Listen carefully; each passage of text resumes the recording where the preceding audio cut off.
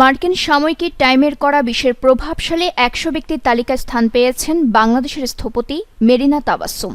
বুধবার ২০২৪ সালে প্রভাবশালী ১০০ ব্যক্তির এই তালিকা প্রকাশ করেছে টাইম। এই তালিকায় স্থপতি মেরিনা তাবাসসুম উদ্ভাবক শ্রেণীতে স্থান পেয়েছেন। তার সঙ্গে তালিকায় থাকা প্রভাবশালী ব্যক্তিদের মধ্যে রয়েছেন রাশিয়ার ইউলিয়া নাভালনায়া, শান্তিতে নোবেলজয়ী ইরানের মানবাধিকার কর্মী নার্গিস মোহাম্মদী, পোল্যান্ডের প্রধানমন্ত্রী ডোনাল্ড টাস্ক সহ পরিচিত অনেক মুখ। ভারতের চলচ্চিত্র অভিনেত্রী আলিয়া ভাট শিল্পী শ্রেণীতে এই তালিকায় স্থান পেয়েছেন। জলবায়ু পরিবর্তনের কারণে সবচেয়ে বেশি ঝুঁকিতে থাকা দেশগুলোর একটি বাংলাদেশ।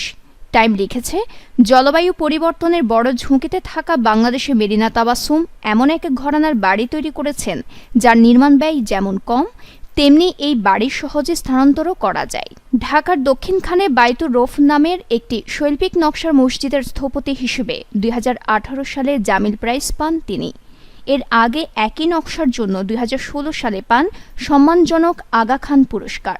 সুলতানি আমলে স্থাপত্যের আদলে নকশা করা এই মসজিদ ২০১২ সালে ঢাকায় নির্মিত হয়। নিউজ ডেস্ক, দৈনিক পূর্বকোণ।